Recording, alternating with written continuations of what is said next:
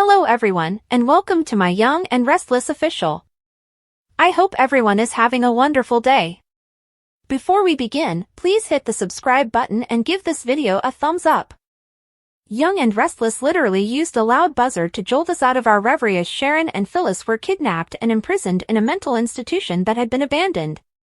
Interesting, however, as many have noted, when there are multiple kidnappings, it gets a little overwhelming.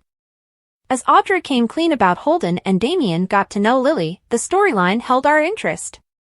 Here's a fun poll and a look ahead. The endgame of Sharon and Phyllis. It has been both exciting and entertaining and migraine-inducing to be stuck in a room together under duress. The bickering is outrageous. Determining who kidnapped Sharon and Phyllis, as well as their potential motivation or goal, is a truly fascinating task. Supporters have compared it to an escape room or even the horror movie Saw, in which a murderer imprisoned two men in a chamber and subjected them to a series of tests as a final attempt at atonement. Noteworthy, it was disclosed at the film's conclusion that there had been a simple way out all along, and I have to question whether that is the truth in this instance. They might find it if Farron could truly declare a truce for longer than 30 seconds and cooperate. By using the riddles to highlight their previous confrontations, it appears as though the captor wants them to resolve their problems. The women wind up repeating the previous dispute and moving on from it each time they complete the challenge. This raises the possibility that it could be someone who just wants them to stop arguing forever, although it seems a bit drastic. This is the reason why most people thought the kidnapping had a darker motive and suspected Ian Ward, the villain who, unbeknownst to everyone, recently survived a shooting. What I will say is that there needs to be a surprising twist in this revelation. Fans are tired of being kidnapped, thus a big payout is essential. What has been my favorite part of the kidnapping thus far? Phyllis and Sharon slept snuggled together on the couch. I burst up laughing. The most desired pair. The tale hasn't worked since Adam and Chelsea's foolish hookup in Baltimore, and although I can appreciate the idea of a romantic reunion, the characters feel alone on the canvas. Instead of talking about pasta and chips, soap opera lovers choose dramatic moments, melodrama, and explosive chemistry. Boring dialogue is drowning the writers' efforts. Chatham are not listed in the poll of possible couples since they have already decided to try again. Although Audra and Nate made it through her admission that she knew Holden, her chat with Sally convinced us that there was unresolved business there, and Zuleika Silver corroborated that. At first, Damien appeared like such a pill that it was difficult to see him with anyone, but after seeing him with Lily, I'm starting to appreciate him. They have a captivating, seductive, flirtatious chemistry, and it has softened him. The chat between Audra and Sally hinted to danger for the redhead as well. Billy is lying to her about pursuing Victor, and it's obvious that his relationship with Phyllis will cause problems. The writing is on the wall between Phyllis's dream and Billy's mounting anxiety over her disappearance. On Valentine's Day, Sharon had a dream about Nick, and she has been interested in him for a time. Will he feel the same way about the most recent kidnapping? In the poll below, select your favorite possible couple. Audra's notes from her meeting with Holden, Nate's with Amy, and Amy's with Damien were compared. They deduced that Lily is the woman keeping Damien in town. According to Nate, Amy granted him permission to share her medical records with a research acquaintance who might be aware of a novel treatment. Audra acknowledged knowing Holden in Los Angeles. She clarified that Holden assisted her after she encountered a problem with certain music producers while working with Tucker. Additionally, they had gone on a few dates. When he introduced himself as Damien, Audra told Nate that she was overwhelmed and believed he was lying about being Holden since she knew him. That was the only reason she didn't say anything. Now that they appeared to be staying, she wanted Nate to know the truth and assured him that there was nothing else she was concealing, even if she hoped he would go back to LA. Admire Days, B&B, General Hospital, or other soap operas. Participate in the discussion on our SC boards. To interact with fans and start conversations, go here. Now. Chelsea and Adam discussed their relationship in depth. Although Chelsea acknowledged that living with Adam brought back memories of both the good and the bad, it appeared that the positive was outweighing the negative. Chelsea accepted Adam's invitation to join him for a romantic meal at his house. Daniel and Summer received a call from Chance just as they were beginning to worry about Phyllis. Nick and Mariah discovered that they hadn't heard from Sharon in roughly the same period of time as no one had heard from Phyllis while they were at Crimson Lights. Chance used his talent for deduction to invite Daniel and Summer to a group meeting at the coffee shop. The five of them concluded that it couldn't be a coincidence that Sharon and Phyllis were both gone. Mariah implied that Sharon didn't go voluntarily and that maybe Phyllis fulfilled her promise to hold Sharon accountable for the atrocities she committed, something the legal system wouldn't do. As they recalled the occasions when they had seen one or both of their mothers, Summer and Mariah quarreled. In the meantime, Phyllis and Sharon are both unconscious and resting on the floor of an empty apartment. Sally was meeting Audra at Society when Billy and Sally arrived back in Genoa City. Billy wanted to see Phyllis to see how she was doing. Audra swiped, curious as to what Phyllis's current issue was. Before he went, Sally and Billy were cozy. Sally could only affirm that it was special, but Audra said it looked serious. When Sally was alone herself, she confessed that she had the time of her life and that she had been smiling non-stop since stepping off the aircraft. How do you feel about Billy rushing out of here to visit Phyllis now that you two are closer? What is the purpose of that? Audra inquired. Audra was shown the updated business plan by Sally. She expressed her desire for Billy to thrive in the business and her willingness to live with Phyllis if necessary. Watch her back around Phyllis, Audra cautioned. Audra gave Sally an update on Nate and Damien, as well as how painful it was to witness Amy's rejection by her son. Sally was moved by Audra's affection for Amy as she spoke about her. When Holden entered, Sally saw a shift in Audra's attitude. Admire Days, B&B, General Hospital, or other soap operas. Participate in the discussion on our SC boards. To interact with fans and start a conversation right away, click here. Holden was introduced to Sally by Audra. They struck up a conversation, but Sally could sense Audra's tension. Holden essentially left the conversation when Audra went away, and Sally questioned Audra about it. Audra told Sally the entire tale. She acknowledged that, contrary to what she had told Nate, her connection with Holden in LA had been more than a few dates. She claimed that it began when he assisted her in resolving a conflict with some demanding music producers that Nate was acquainted with. But Holden enjoyed living on the edge, and their relationship grew more passionate. He persisted in pushing the envelope until she was forced to end their relationship, and it wasn't pleasant. She was eager for him to return to Los Angeles. She didn't want Nate to ruin her happiness with him. Audra noticed Holden grinning and observing from the other side of the eatery. At 7 a.m., an alarm clock at the asylum roused Phyllis and Sharon from their slumber on the couch. Phyllis saw that their phones had been turned off again. Did whoever stole them spend the entire night there? Sharon wondered. The coffee maker began to brew when Phyllis remarked she needed some. Since everything was perfectly set up, Sharon burst out laughing. This was obviously well thought out, down to the last detail, she said. They questioned the voice about the day's strategy. In case it was tainted with drugs, Sharon didn't want to consume it.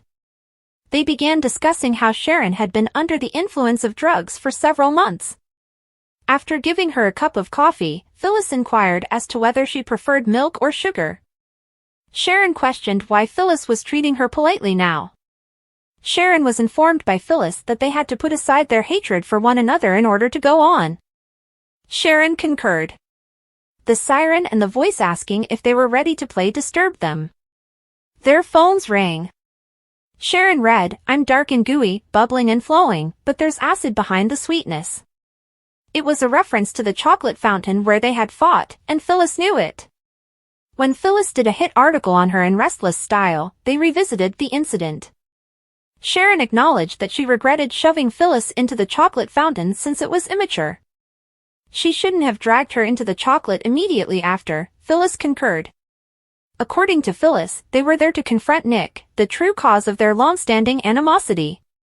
Phyllis was reminded by Sharon that their relationship started when she and Nick shared a bed. That's ancient history, Phyllis remarked, pausing. She became agitated and screamed at the speaker, demanding to know why they felt the need to amuse themselves by watching them reminisce.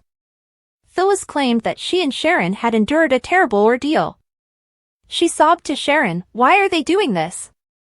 He indicated they may move forward if they followed his rules after Sharon informed the speaker that they had solved both of his riddles. She questioned, "What's the point of playing the game if we can't win?" It was a legitimate request, the voice informed them. He declared, "I will think about a commensurate prize." Sharon was scolded by Phyllis for ruining everything for them. Sharon reassured her that she wasn't displaying fear and that she was complying with their agreement. After a heated argument, Phyllis and Sharon concluded they couldn't cooperate.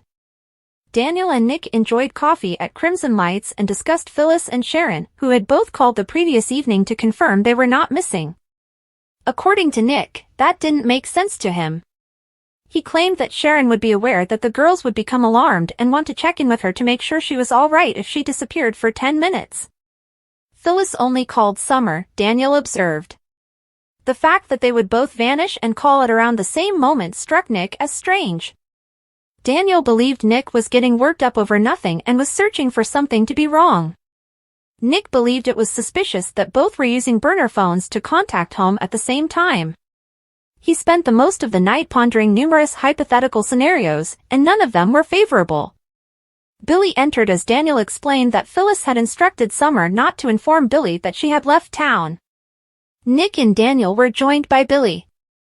Although he was upset that Nick was aware of the media company's intentions, Nick reassured him that he was keeping quiet and wished the three of them luck. Billy inquired as to Phyllis's location. After speaking with Phyllis, Daniel assured Billy that she was doing well. Her phone was going directly to voicemail, Billy noticed. Nick recalled that she had mentioned having problems with her phone. Billy assured them that they were capable of more. Daniel stammered out his answers, and Nick appeared anxious, according to Billy. Nick was confident that everything would work out and that Phyllis would show up. Billy turned to Daniel and asked to know the truth when he departed. Daniel claimed that since Phyllis had gotten in touch with Summer, he was no longer worried. Billy was upset that she was attending meetings without telling him and that they still hadn't established the basic organization. Even worse, she disclosed the company to Nick when she shouldn't have. All of that was a poor beginning for the relationship, according to Billy. Declaring that he would continue to call her, he stomped out, asking Daniel to let him know that she needed to give him a call back. Nick contacted Sharon at the athletic club and left a message. He informed her that he had made multiple attempts to call. He wanted her to call him back even after he assured the girls she was fine. On weekdays, you may stream on Paramount Plus or watch new episodes of The Young and the Restless on CBS. The Young and the Restless continues to deliver a whirlwind of drama, intrigue, and emotional twists, keeping fans glued to their screens as the storylines unfold. The central focus of the week revolves around the shocking abduction of Sharon Newman and Phyllis Summers, who find themselves trapped in an abandoned mental facility. This high-stakes scenario has drawn comparisons to an escape room or even the horror film Saw, as the two women are forced to solve riddles and confront their tumultuous past. The captors' motives remain shrouded in mystery, but the clues suggest a desire for Sharon and Phyllis to reconcile their differences. However, the extreme nature of their predicament raises questions about who could be behind this elaborate scheme and what their ultimate goal might be. Fans have speculated that Ian Ward, the recently resurfaced villain, could be the mastermind, but the true identity of the captor remains a tantalizing mystery.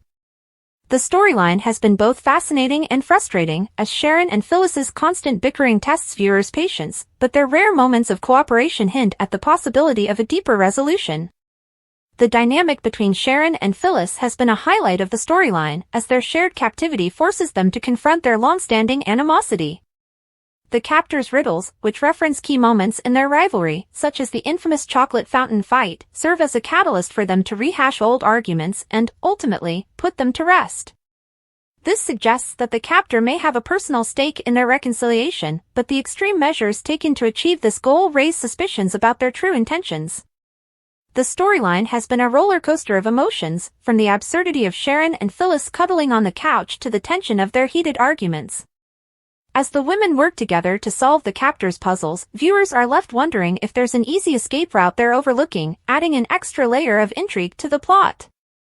Meanwhile, the Damian Kane storyline continues to captivate audiences as his relationships with Lily Winters and Audra Charles take center stage.